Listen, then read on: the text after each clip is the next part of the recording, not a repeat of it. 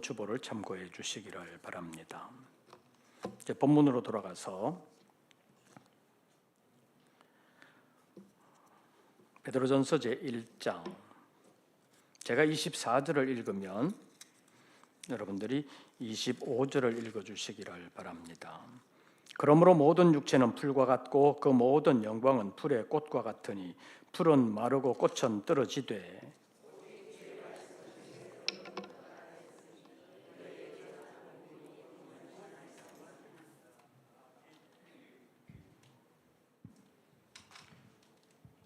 오늘 제목이 뭐지요?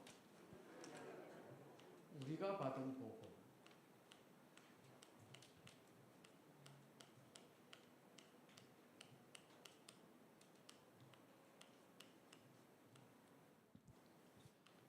우리가 성경을 나눌 때 구약과 신약으로 나누고, 신약을 제일 첫 번째를 뭐라 그래요? 복음서라고 그러잖아요. 그래서 이 복음서라고 그럴 때 전에도 살펴본 것처럼 복음서는 공관복음, 요한복음 이렇게 나누어진다는 것을 말씀드렸습니다. 그런데 이름이 복음이라고 되어 있습니다. 마태복음, 마가복음, 누가복음, 요한복음 이렇게 복음이 붙어 있습니다. 그런데 오늘 25절에 있는 말씀을 보면 너희에게 전한 복음이 곧 이 말씀이니라 이렇게 표현하고 있습니다. 하나님의 말씀은 항상 있고 살아있는 말씀이라고 말을 하면서 풀에 대해서, 풀의 영광에 대해서 비유적으로 대조하면서 모든 육체는 풀과 같고 그 모든 육체의 영광이라는 것은 풀의 꽃과 같다. 풀의 꽃이 얼마나 가요? 얼마 못 가잖아요. 이제 교회마다 매주일에 꽃꽂이 하는 교회들이 있잖아요. 매주마다 꽃꽂이는 달라요? 같아요? 꽃꽂이는 매주마다 달라요. 왜요? 해놓고 나면 주일 지나고 나면 수요일만 돼도 시들시들해가지고 제대로 살지 못하는 것이 대부분입니다. 꽃꽂이를 하게 되면 별로 오래 안 갑니다. 화분에 핀 꽃도 그렇게 오래 안 가는 게 많아요. 이번에 제가 경목실장 된다 그래가지고 그 화분을 보내준다는 사람들이 있어가지고 절대 보내지 말라고 그랬는데 몇 군데서 왔어요. 총회장도 오고 뭐 이렇게 몇 군데서 왔는데 그 난을 보내왔어요. 근데 난이 꽃이 조금 오래 가긴 하죠. 그래도 제가 보니까 한 달 제대로 안 가는 것 같아요. 꽃꽂이 할 때 자른 것만 아니라 안 잘라도 그 꽃나무의 꽃, 나무의 꽃도 그렇고 풀의 꽃도 그렇고 오래 가는 게 별로 없어요. 육체를 가진 인간의 영광이라는 것이 그렇게 오래 안 간다는 거예요. 아무리 영광스러워도 그렇게 오래 안 간다는 거예요. 그래서 모든 육체는 들의 풀과 같다. 그리고 그 모든 육체의 영광이라는 것은 풀의 꽃과 같다. 풀도 오래 안 가는 거지만 풀의 꽃은 더더욱 오래 안 가는 거다. 그러나 하나님의 말씀은 어떻게 있도다? 세세토록 있도다. 세세토록 있도다. 영원한 말씀이라는 거예요. 하나님의 말씀, 이것이 사람의 말이 아니라 흔히 하나님의 말씀이라고 불리는 이 하나님의 말씀은 세세토록 있다. 영원하다. 이것을 말씀하고 있습니다. 그런데 하나님의 말씀이 영원하다. 이렇게 말을 하면 그렇게 인정할 수 있지. 하나님은 영원하신 분이니까 하나님의 말씀도 영원하다. 그렇게 나와 직접적인 관련이 없는 것처럼 말할 수 있는데 베드로는 뭐라고 말하는지 25절 다시 보십시오. 하나님의 말씀은 세세토록 있다고 말하면서 무슨 복음이 곧 이 말씀이라? 너희에게 전한 복음이 이 말씀이다. 내가 너희에게 전한 그 복음이 이 말씀이다. 그러면 이 말씀은 뭐하다? 세세토록 있다. 영원하다. 이렇게 말하는 것입니다. 다시 말하면 하나님의 복음이 영원하다는 것을 말씀하고 있습니다. 시대에 따라서 달라지는 것이 아니라 영원하다는 것입니다. 그것이 무슨 의미를 갖고 있느냐? 예를 들어서 보면 지금 우리가 주일 오전마다 안식일, 주일 이런 것을 살펴보고 있는데 다음 주일에 대해서 살펴볼 것인데 안식일과 주일과의 관계에 대해서 또 살펴볼 텐데 구약에서는 안식일을 기억하여 거룩하게 지키라. 안식일을 지켜라. 이렇게 말씀하고 있는데 지금 우리가 지키는 것은 안식일이에요? 주일이에요? 주일이잖아요. 그러면 안식일은 우리가 안 지키는 거예요? 지키는 거예요? 지킨다 그러기도 그렇고 안 지킨다 그러기도 그렇고 그러죠? 그래서 그것을 이제 다음 주에 살펴볼 텐데 문자적으로만 보면 굳이 고집하는 사람들은 이 토요일 안식 이렇게 생각하는 거예요. 그래서 오전에도 잠깐 말씀드렸었는데 저한테 그 매주 안식일 성경 구절과 약간의 해설을 보내주는 그 유대인 단체에서 보내주는 거에 보면 오전에 잠깐 말씀드렸었는데 이 부분은 유대인들이 안식일, 샤밧, 안식일 이래놓고 관로하고 토요일 이렇게 써놨어요. 그러니까 토요일을 안식일로 지키는데 그때 사용할 본문이다. 이렇게 분명하게 밝혀놓은 거예요. 근데 우리는 일주일 중에 하루를 토요일 날로 지키는 게 아니잖아요. 지금은 주일 날로 지키잖아요. 그러면 우리는 안식일 안 지키잖아. 이렇게 말할 수도 있습니다. 그런데 우리나라의 이단 가운데 물론 제7일 안식일이라고 불리는 교회, 안식교회라고 불리는 거 있죠. 그게 이제 제7일 안식일 예수재림교 이렇게 옛날에 하다가 지금은 또 예수 그리스도 무슨 후기교회인가 뭐 이렇게 이름을 또 바꿔가지고 부르는데 거기는 안식일을 토요일로 해가지고 토요일날 예배하는 그런 이단이 있습니다. 또 다른 이단 가운데 하나님의 교회라고 불리는 이단이 있잖아요. 간판은 하나님의 교회인데 실제적으로는 하나님의 교회가 아니라 이단 교회요, 안상홍의 교회요, 또 어머니 하나님의 교회라고도 말하고 실제적으로는 그 총회장의 교회라고 말할 수 있는데 말로는 하나님의 교회라고 그러면서 거기서 강조하는 것이 성경에는 안식일을 지키라고 했는데 왜 너희네들은 안식일을 안 지키냐? 안식일은 토요일 아니냐? 그러면서 자기들이 토요일에 예배 드리는 것을 성경적으로 잘 지키는 거고 일반 대부분의 교회들은 성경을 지키지 않는다. 이렇게 비난하는 교파가 있습니다. 그래서 이런 걸 보면 그럼 구약시대 때는 이렇게 지켰는데 지금은 왜 안 지키냐. 그러면 하나님의 말씀이 세세토록 있다고 그랬는데 구약시대 때는 이랬는데 왜 신약시대는 이러냐 이렇게 말할 수도 있잖아요. 그것은 이제 안식일에 대한 것을 잘 모르기 때문이라고 말할 수 있고 요일에만 집착하는 것이라고 말할 수 있습니다. 그것을 이제 비유적으로 말하면 구약에 제사 제도가 있잖아요. 예를 들어서 속죄제 한 가지만 예를 든다면 죄를 지었을 때 이제 속죄를 위하여 제사를 드린다고 하면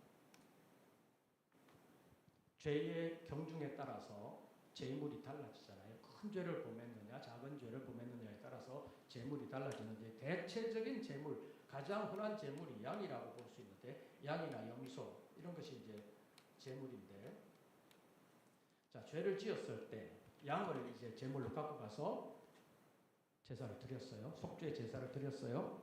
그러면 이제 내 죄가 사하여졌다.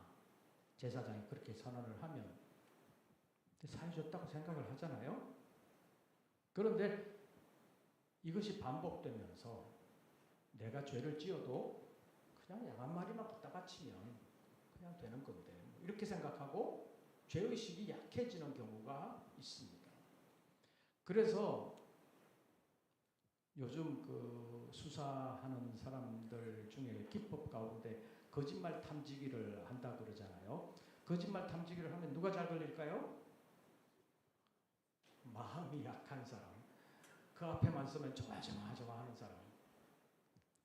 경찰 앞에만 서면 말도 제대로 안 나오고 막 두근두근 하는 사람은 잘 걸려요. 그런데 거짓말을 밥 먹듯이 하는 완전 사기적가 뭐 수십 번 되는 사람은 경찰 앞에서도 전혀 가슴에 미동도 없어요. 거짓말 탐지기를 갖다 대도 뻔뻔하게 아니라고 말할 수 있는 사람이에요. 그러면 거짓말 탐지기에 걸리는 사람이 더 나쁜 사람이에요? 안 걸리는 사람이 더 나쁜 사람이에요? 죄를 짓고도 안 걸리는 사람이 더 나쁜 사람이에요. 제사에서도 마찬가지예요. 죄를 지었으면서 재물을 가지고 가가지고 나 정말 잘못했습니다. 내가 죽을 죄를 졌습니다. 그런 사람은 이 제사 제도를 통해서 재물을 드리고 하나님 앞에 용서함을 받는 그 마음이 하나님의 은혜로 받아들여질 수 있는데 죄를 지었으면서도 그냥 바치고 제사하면 돼. 그리고 죄의식도 느끼지 않냐고 계속해서 반복해서 죄를 짓는 사람은 이 속죄 제사가 아무 의미 없는 제사가 된다는 것입니다. 그러니까 이것도 날짜만 고집해가지고 이렇게 지키는 것이 하나님이 기뻐하시는 것이냐? 그건 아니라는 거예요. 그 정신이 무엇인가 하는 것을 이것도 그렇고 모든 것이 다 그렇다고 볼 수 있는데 그 정신은 다 망각하고 껍데기만 남아있는 것을 붙들고 있는 사람들이 예수님 시대의 유대인들, 율법주의자들이었다는 것입니다. 그래서 하나님의 말씀, 너희가 받은 복음, 내가 너희에게 전한 복음이 이 말씀이라 하면서 바울이 전했던 것은 구원의 복음, 진짜 살아있는 하나님의 말씀인데 당시에 유대인들이 전통적으로 내려왔던 그 말씀은 살아있는 말씀이 아니라 이렇게 껍데기만 남은 그런 말씀이었다는 사실을 우리가 알 필요가 있습니다. 그래서 우리가 오늘 본문 말씀 중에서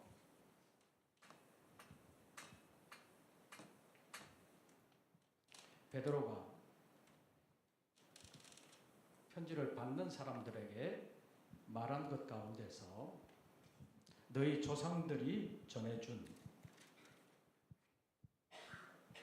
그 전통이라고 하는 것에 대해서 뭐라고 말하고 있는지 18절 말씀을 보십시오.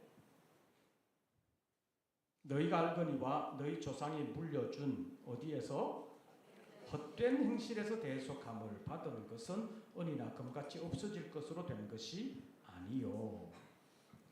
이 너희 조상들이 전해준 헛된 행실 이렇게 말했는데 너희 조상이 누구냐? 직접적으로 말하면 유대인들의 조상이에요. 우리가 이 베드로를 비롯해서 사도들을 예를 들면 사도의 대표격이라고 말할 수 있는 사람이 누구예요? 사도 중에 가장 어쩌면 유명하다고도 말할 수 있고 가장 귀하게 쓰임받은 사람이라고도 말할 수 있는데 우리가 잘 아는 대로 오늘 본문을 기록하고 있는 베드로 그 다음이 바울이지요. 사도행전 1장에 있는 말씀을 보면 가룟 유다가 자기의 잘못을 깨닫고 자결로 인생을 끝낸 이후에 한 사람의 제자가 사라졌으니까 한 사람을 뽑자 그래가지고 마띠아가 뽑혔는데 그가 이제 12사도의 수에 들어갔는데 전에도 말씀드린 것처럼 이 마띠아는 어디에도 무슨 일을 했다는 기록이 전혀 없고 그 내려오는 전승 가운데도 거의 없고 이 사람이 대부분을 차지하고 있습니다. 그래서 우리가 잘 아는 대로 이 사람은 누구의 사도? 할례자의 사도. 다시 말하면 유대인의 사도, 할례자의 사도, 바울은 무할례자의 사도. 이렇게 보통 알려져 있잖아요. 그러니까 베드로가 주로, 물론 다는 아니에요. 사도행전 10장에 있는 말씀을 보면 고넬료의 가정에 가서 베드로도 이방인에게 복음을 전했습니다. 그리고 그때 복음을 전할 때 성령이 임하고 예언하는 사람도 있고 방언하는 사람도 있고, 그래서 성령이 임했다는 것을 예루살렘으로 돌아와서 보고를 했는데, 이방인들도 그렇게 은혜를 받더라. 하나님이 이방인을 구원하는 것도 유대인 구원하는 것처럼 똑같은 방법으로 구원하신다라는 것을 베드로가 인정을 했는데, 어쩌면 그 인정이 나중에 바울을 이방인의 사도로 인정하는 계기가, 직접적인 계기가 되었다고 말할 수 있습니다. 그전에는 구원은 우리만 받는 거야. 유대인만 하나님의 선민이야. 그런 생각을 가지고 있었는데, 베드로의 이런 경험을 통해서 이방인도 하나님이 구원하신다, 그런 것을 알게 되었고, 그 이방인을 위해서 일하게 된 사람이 바울이라는 것을 공식적으로 이제 인정하게 되었다고 볼 수 있습니다. 우리 한번 찾아보시죠. 갈라디아서 제2장. 갈라디아서 2장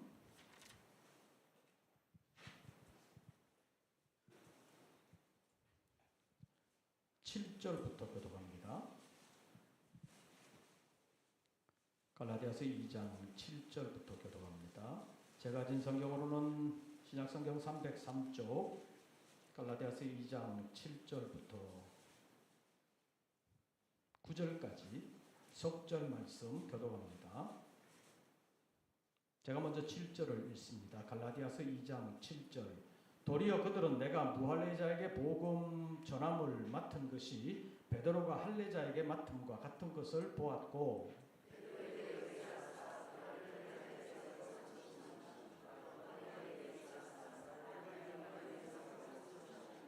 구절 다 같이. 또 기둥같이 여기는 야고보와 게바와 요한도 내게 주신 은혜를 알므로 나와 바나바에게 친교의 악수를 하였으니 우리는 이방인에게로 그들은 할례자에게로 가게 하려 함이라.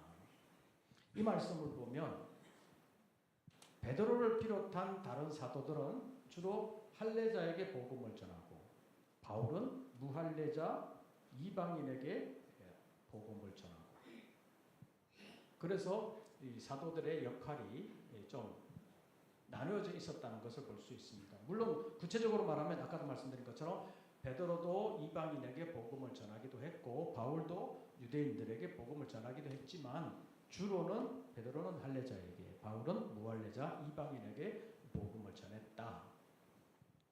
그런데 가는 지역, 가서 전하는 대상은 이렇게 할례자, 무할례자 이렇게 달라졌지만, 그들이 전하는 복음은 크게 다르지 않았다는 것입니다. 왜냐? 할례자의 사도든 무할례자의 사도든 간에 사도가 해야 될 일이 정해져 있었다는 것입니다. 사도들이 해야 될 일이 뭐냐?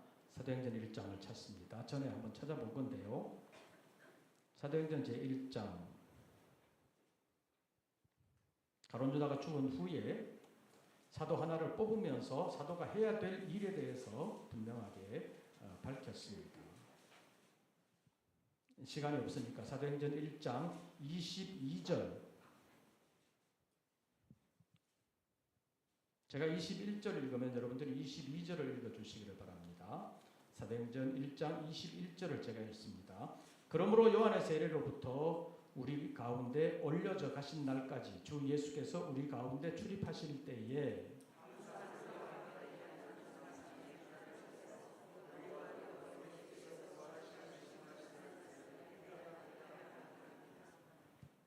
여기서 이제 사도들이 가룟 유다 대신에 한 사람을 뽑으면서 어떤 사람을 뽑아야 되냐, 그 사람이 해야 될 일이 뭐냐는 것을 분명하게 말하면서 뽑힐 수 있는 자격은 예수께서 요한의 세례를 받고 공생애를 시작하시면서 승천하신 날까지 흔히 말하는 공생의 3년 동안의 모든 사역 감당하시는 동안 항상 함께 다닌 사람, 그러니까 예수님의 공생의 기간을 함께 한 사람, 그 사람이 사도에 뽑힐 자격이 있다. 그 다음에 그렇게 해서 뽑히면 무슨 일을 해야 되느냐? 22절에서 항상 우리와 함께 다니던 사람 중에 하나를 세워 우리와 더불어 예수께서 뭐하심을? 부활하심을 증언할 사람이 되게 하여야 하리라. 그러니까 사도로 뽑힌 사람은 전하는 것은 뭐예요? 예수님의 부활이다. 예수님 부활의 복음을 전하는 것이 사도들의 핵심 사역이었다는 것입니다. 할례자에게 전하든 무할례자에게 전하든 간에 예수는 부활하셨다. 이것을 전하는 것이 사도들의 하는 일 중에 가장 중요한 일, 핵심적인 일이었다는 것입니다. 그러면 오늘 본문 마지막 절 25절에서 너희에게 전한 복음이 곧 이 말씀이다 그랬는데, 바울이 너희에게 전한 복음 뭐였을까요? 예수는 부활하셨다. 예수 부활의 복음을 전하셨다는 것입니다. 그런데 너희에게 전한 복음이라 그랬는데 그 너희는 누구예요? 베드로전서 1장으로 다시 돌아갑니다. 베드로전서 1장 1절. 베드로전서 1장 1절.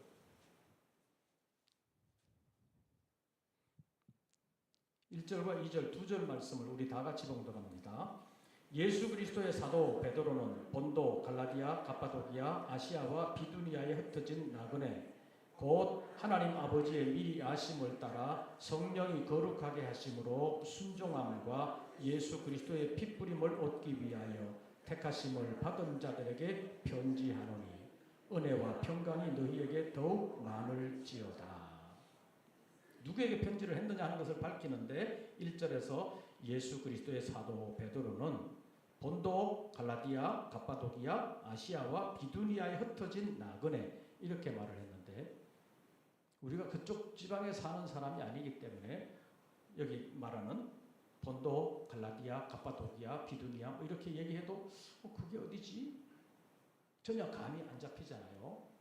그런데 우리가 알 수 있는 것은 여기서 말하는 본도, 갈라디아, 갑바도기아, 비두니아 뭐 이런 데가 이스라엘 땅이 아니라는 것만은 알 수 있어요. 이스라엘 땅이 아니라 다른 지역, 그것도 완전히 다른, 요즘으로 말한다면 다른 나라에 있는 지역인데 거기에 살고 있는 누구에게 전한다고요? 나그네에게 전한다 이렇게 표현하고 있습니다. 본도, 갈라디아, 갑바도기아, 비두니아에 흩어진 나그네, 아시아 이런 데 흩어진 나그네다. 그러면 이스라엘 땅에 살고 있지 않으니까 이 사람들이 이방인 아니냐 그렇게 생각되지만 베드로는 누구의 사도예요? 할례자의 사도예요. 그러니까 이미 베드로가 이 복음을 전할 때만 해도 이미 본도, 갑바도기아, 아시아, 비두니아 이런 데 살고 있었던 사람들이 유대인이 거기에 살고 있었다는 거예요. 유대인들이 이미 이렇게 많이 흩어져서 살고 있었다. 우리가 잘 아는 대로 예수님께서 이미 복음서에서 경고를 했잖아요. 예루살렘이 멸망당할 것이다. 그리고 많은 사람들이 사로잡혀가게 될 것이다. 세계로 흩어지게 될 것이다. 이것을 복음서에 미리 예언을 하셨고 경고를 하셨는데 그 예언의 말씀대로 예루살렘이 멸망을 당하면서 이스라엘 나라가 멸망을 당하고 예루살렘 성전이 파괴되면서 많은 사람들이 세계로 흩어지게 됐는데 그때 흩어진 사람들이 본도, 갈라디아, 갑바도기아, 아시아, 비두니아 이런 데 살고 있었다. 그 유대인들에게 베드로가 편지하고 있다 하는 것입니다. 그러니까 그 유대인들이니까 그 유대인들은 아까도 말씀드린 것처럼 오전에 내려오는 전통 이거에 따라서 그 신앙 교육이 아주 철저했다고 볼 수 있습니다. 지금 우리나라가 세계 기독교 역사에 있어서 유래를 찾아볼 수 없을 만큼 짧은 시간에 기독교인들이 많아진 나라로 선교 역사에서 특별한 경우라고 볼 수 있는데, 갑작스럽게 이렇게 믿는 사람들이, 그리스도인들이 많아진 것은 세계 선교사의 유래를 찾아볼 수 없을 만큼 많아졌는데, 우리나라의 문제가 뭐냐면 각자가 다른 사람을 전도해가지고 이렇게 그리스도인들이 많아졌는데, 문제는 그 전도 받은 사람들이 자녀들에게 복음을 제대로 전하는 것을 못하고 있다는 것입니다. 그러니까 복음의 1세대들이 이제 지금의 상황에서 보면, 지금 어른들이 돌아가시면 자녀들이 안 믿는 경우가 상당히 많다는 것입니다. 그래서 지금 국가에서 걱정하는 건 인구 절벽 시대라고 해가지고 지금 다 태어나는 아이들이 안 태어난다. 그래서 인구가 줄어도 이렇게 줄어야 되는데 이렇게 가다가 팍 떨어진다는 거잖아요.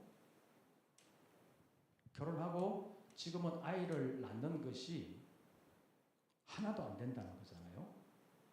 둘이 결혼을 해서 아이를 한 명도 평균적으로 보면 안 낳는다는 거예요. 0.6명, 7명 뭐 이래요. 그러니까 하나 놓는 사람, 아예 안 놓는 사람, 이런 사람들이 대부분이라는 거예요. 이제 둘 놓는 사람도 별로 없다는 거예요. 그러니까 전체적으로 다음 세대가 줄지요. 그런데다가 예수 믿는 사람들도 자녀들 교육을 거의 안 시키잖아요. 학교 교육도 가정에서는 그냥 학원으로, 신앙 교육도 그냥 교회로, 가정에서는 교육적 기능이 완전히 사라졌습니다. 그런데 유대인들은 가정에서의 교육적 기능이 굉장히 중요합니다. 전에도 5월달에 말씀드렸었는데, 유대인들의 밥상머리 교육, 침상머리 교육, 이것이 유대인들의 교육의 대표적인 교육인데, 이것이 워낙 철저해가지고 유대인은 유대인으로서 산다. 이게 지금까지 계속 내려오는 것입니다. 나라가 망한 지 2000년이 지났어도 세계 어디에 흩어져 있어도 유대인은 유대인이다. 어떻게 지켜지냐? 신앙교육이 가정에서부터 이어져 왔기 때문에 지금까지 유대인이라는 전통이 지켜지고 있고, 세계 각지, 각 나라에서 주도적인 역할, 굉장히 중요한 역할을 하는 사람들이 유대인들이라는 거. 그래서 유대인들은 그 내려가는 수직적인 복음 전파라고 말할 수 있는 그것을 잘 하고 있는데, 신앙적으로 봤을 때 그거는 워낙 잘하기는 하는데 그것이 진짜 예수 그리스도의 복음에서는 상당히 빗나간 것이 많다. 그래서 지금 이스라엘 땅에 예수 믿는 사람은 별로 없고 유대 전통만을 지키는 정통 유대인들은 많다. 그렇게 말할 수 있습니다. 그래서 이스라엘의 예수 믿는 사람의 퍼센트를 따진다면 아마 한 2~3% 되려나요? 2~3%도 안 될 거예요. 다 하나님을 섬긴다고 말하는데 예수는 안 믿는 거예요. 그래서 예수님을 십자가에 못 박은 사람들이 되었고, 그 못 박은 죄로 지금까지도 유대인으로서 상당히 영향력을 세계에 발휘하고는 있지만, 그래도 또 온갖 어려움을 또 다 당하고 있잖아요. 그래서 때가 되면 하나님께서 그들에게 은혜를 베풀어 주셔서 예수를 그리스도로 받아들이는 집단적인 회개, 자복의 역사를 통해서 구원하신다는 것이 로마서에서 기록이 되어 있지만, 어쨌든 그 유대인들이 자녀 교육을 통해서 신앙을 내려줬는데 그것이 지금도 이어지고 있는데, 오늘 본문 18절에 보면 너희가 알거니와 너희 조상이 물려준 헛된 행실, 이렇게 표현하고 있는데, 본도, 갈라디아, 갑바도기아, 아시아, 비두니아에 흩어져 있는 나그네 중에서 유대인들이 이 편지를 받고 있기 때문에 그들의 조상이라고 하는, 너희 조상이라고 하는 것은 유대인들의 조상인데, 유대인들의 조상은 신앙 교육을 잘했다고 그러잖아요. 그러니까 신앙을 계속해서 전통적으로 가르침을 받았고 또 가르치고 하는 일들을 했는데, 그것 가지고는 구원을 못 받는다는 것입니다. 그래서 지금도 어쩌면 정통 유대인들이 자기들은 하나님을 섬긴다고 말하지만 예수를 하나님의 보내신 메시아 그리스도요 살아계신 하나님의 아들로 아직도 인정하고 있지 않기 때문에 18절 다시 보시죠. 너희가 알거니와 너희 조상이 물려준 헛된 행실. 이 조상이 물려준 이것 가지고는 구원함을 못 받는데 이제 이 사람들은 편지를 받는 이 사람들은 구원함을 받은 사람들이다. 어떻게 해서 구원함을 받게 된 것이냐? 제가 18절을 읽으면 여러분들이 19절을 읽어주시기를 바랍니다. 너희가 알거니와 너희 조상이 물려준 헛된 행실에서 대속함을 받은 것은 은이나 금이나 금같이 없어질 것으로 된 것이 아니요.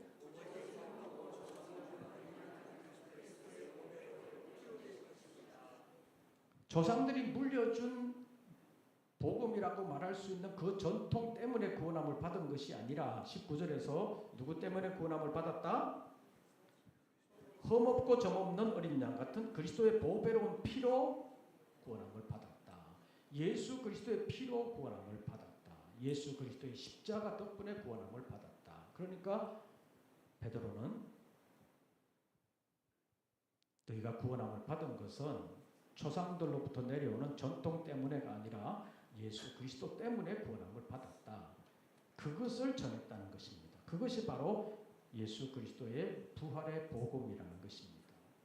이 복음에 대해서 마가복음 1장에서 하나님의 아들 예수 그리스도의 복음의 시작이라 이렇게 말하면서 마가복음을 시작하는데 마가는 하나님의 아들 예수 그리스도의 복음 이런 말을 썼고 또 마가복음 1장 15절에 보면 하나님의 복음이라는 말을 썼습니다. 바울도 로마서 1장에 있는 말씀을 보면 하나님의 복음, 아들의 복음 이렇게 말하고 로마서 2장으로 가면 내 복음이라는 말을 쓰는데 내 복음이라는 것은 내가 복음의 주체가 되었다가 아니라 내가 전하는 복음 이런 뜻으로 내 복음이라는 말을 썼는데 복음의 주인공은 예수 그리스도라는 것입니다. 그리고 복음의 근원은 하나님이십니다. 그래서 하나님의 복음, 예수 그리스도의 복음, 아들의 복음 이렇게 말하는데 내용적으로 보면 그 예수 그리스도의 부활이 가장 결정적인 사건이 된다는 것입니다. 왜냐? 사도행전 1장으로 아까 찾았었는데 한번 보시죠. 사도행전 제1장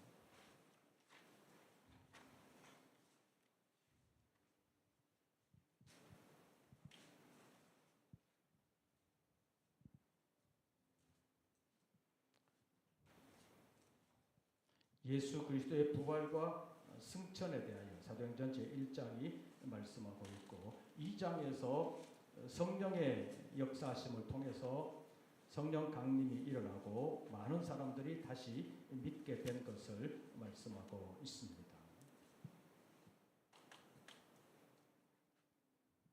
자, 사도행전 제1장에서 찾아보겠습니다. 11절 우리 다 같이 봉독합니다. 이르되 갈릴리 사람들아 어찌하여 서서 하늘을 쳐다보느냐 너희 가운데서 하늘로 올려지신 이 예수는 하늘로 가심을 본 그대로 오시리라 하였느니라. 승천하시는 주님을 바라보면서 재림하시는 예수님을 증언하고 있습니다. 그래서 예수 그리스도는 십자가의 죽음으로 끝난 것이 아니라 부활하셨을 뿐만 아니라 승천하셨고 다시 오신다는 것을 분명하게 말씀하고 있습니다. 그 다음에 2장으로 넘어가시지요. 사도행전 제2장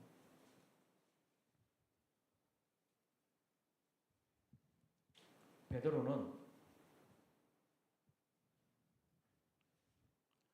죽었다가 다시 사신 예수 그리스도에 대해서 분명하게 말씀하고 있습니다.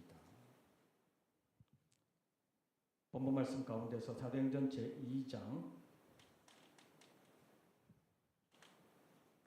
베드로의 설교에 대해서 잠깐 살펴보시죠. 23절 사도행전 2장 23절 우리 다 같이 읽습니다. 그가 하나님께서 정하신 뜻과 미리 아신 대로 내준 바 되었거늘 너희가 법 없는 자들의 손을 빌려 못 박아 죽였으나. 사람들이 예수를 십자가에 못 박은 것에 대하여 말하고 있습니다. 그런데 그 십자가에 못 박으면서 누가 이겼다고 생각했겠어요?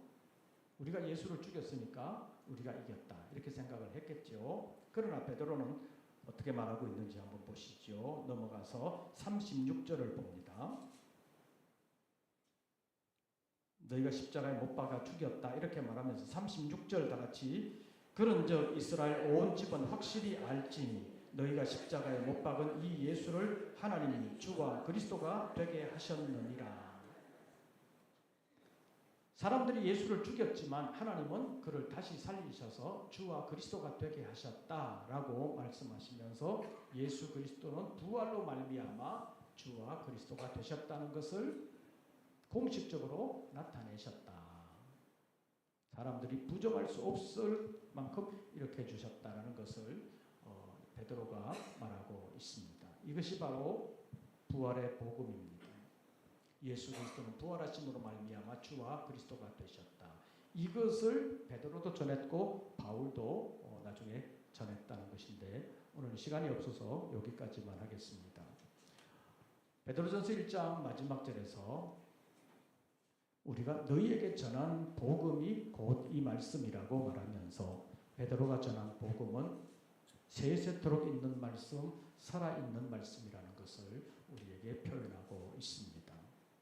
우리가 받은 복음은 베드로가 할례자에게 전한 복음, 바울이 무할례자에게 전한 복음, 이것을 우리는 다 받았습니다. 베드로전서에서 받은 사람들은 주로 할례자들이었는데 우리는 이들이 전한 복음, 이들이 전한 복음, 성경을 통해서 지금 다 받고 있습니다.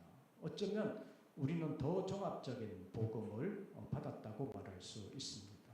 그래서 우리는 하나님의 말씀이 살아있고 항상 있는 말씀이라는 것을 다시 한 번 더 생각하면서 우리는 초창기에 복음을 받았던 이 사람들보다 더 온전한 복음을 받았다. 그것을 알고 우리의 믿음이 더 온전하게 되기 위해서 성경을 통해서 우리의 믿음을 더욱더 온전하게 만들어 나가는 현대 그리스도인들 되시기를 주의 이름으로 축원합니다. 찬송 부르시고 잠깐 기도하겠습니다. 203장입니다.